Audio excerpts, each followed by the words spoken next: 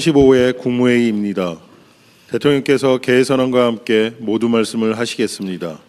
네, 35회 국무회의를 시작하겠습니다.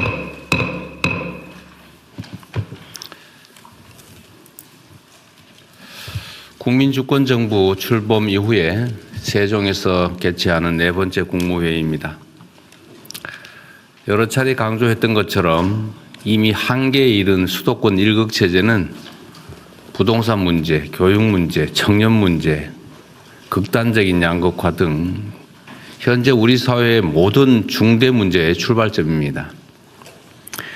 국토균형 발전은 이 같은 대한민국의 고질병을 고치고 전국이 고르게 성장 기회를 누리는 모두의 성장 시대를 여는 핵심 열쇠입니다.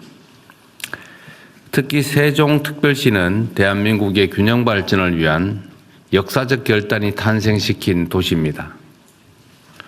더군다나 올해는 행정중심 복합도시라는 이름으로 출발했던 이곳이 세종이라는 공식 명칭을 얻게 된 지 20년이 되는 해입니다. 국토균형 발전을 상징하는 세종이 명실상부한 국정의 중심축으로 확고하게 자리 잡을 수 있도록 국가 중추 기능의 안정적 이전에 힘을 모아야 되겠습니다. 대통령 세종집무실과 국회 세종의사당 건립에 속도를 내고 관련 인프라 정비 또한 차질 없이 진행해 주시기 바랍니다. 우리 정부 임기 내에 세종집무실 시대를 열고 마지막 국무회의도 세종집무실에서 개최한다는 자세로 총력을 다해야 되겠습니다. 행정수도 세종의 실질적이고 최종적인 완성을 위한 법, 제도의 뒷받침도 중단 없이 이어가야 되겠습니다. 국토의 중심인 세종과 충청이 새로운 균형 발전 시대를 이끄는 중심이 될 수 있도록 범정부적으로 최선을 다하겠습니다. 국토 균형 발전이 지속적 성장의 토양이라면 초격차 첨단 산업 육성은 경제 대도약을 위한 씨앗입니다.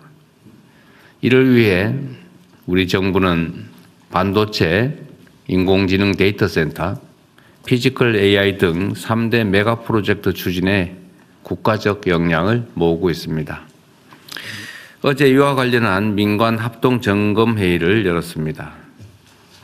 정부 수립 이후 최대 프로젝트이다 보니 현실적으로 개선해야 될 부분이 적지 않습니다. 기존의 낡은 관행이나 불필요한 절차들을 과감히 개선 또는 단축하고 조기 투자를 가로막는 장애물을 선제적으로 제거하는 데 전 부처, 전 지방정부가 힘을 모아야겠습니다. 안 되는 이유를 찾지 말고 일이 되는 방법을 찾는 적극적이고 능동적이며 창의적인 행정을 적극 당부합니다. 3대 메가 프로젝트와 함께 우리가 키워갈 미래의 씨앗들을 추가 발굴하는 노력도 계속해야 되겠습니다. SMR, 재생에너지, 양자 컴퓨터, 우주항공, 첨단 바이오 등은 글로벌 미래 산업의 패권을 좌우할 핵심 분야입니다. 이들 분야에 대한 전략적 투자 역시 3대 메가 프로젝트에 버금가는 수준으로 치밀하고 집중적으로 진행해야 되겠습니다. 균형 발전과 초격차 첨단 산업의 과감한 육성을 통해서 국민과 함께 대체 불가 대한민국을 만들어 갈 것입니다.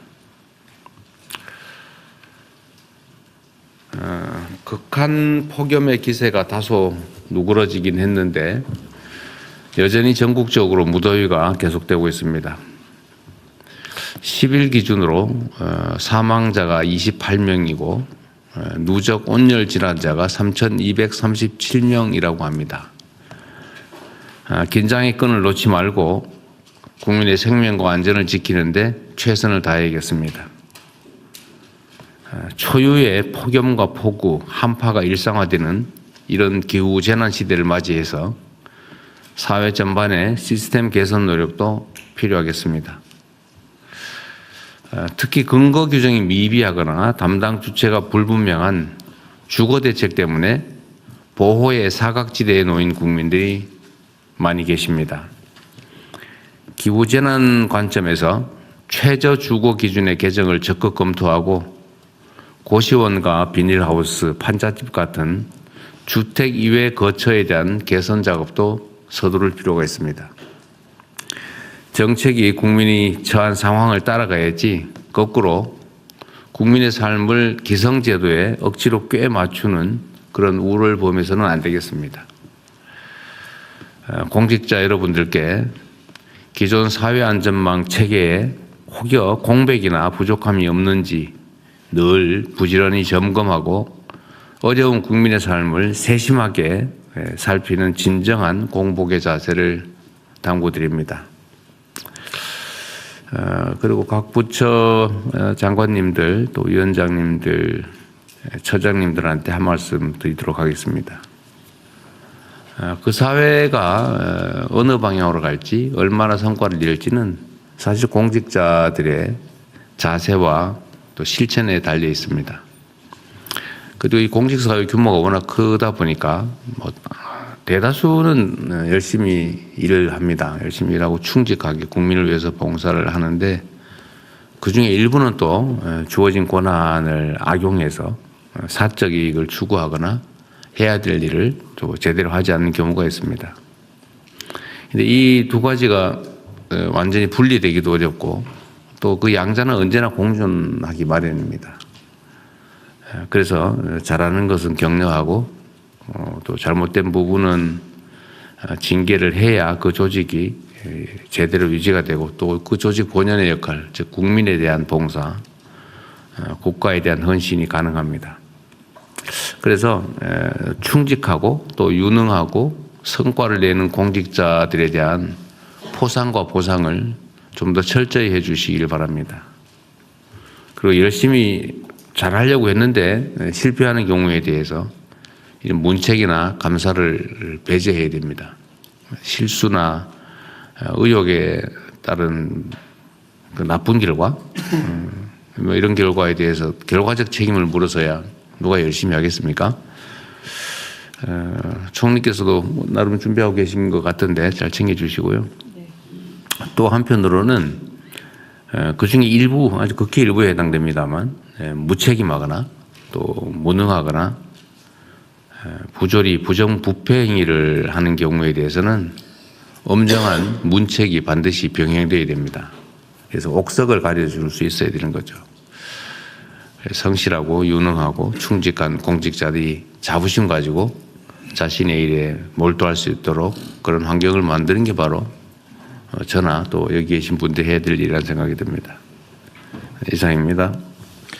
이후 회의는 국무총리께서 진행해 주시겠습니다. 네, 이후 순서 진행하겠습니다. 먼저 부처 보고 있겠습니다. 첫 번째로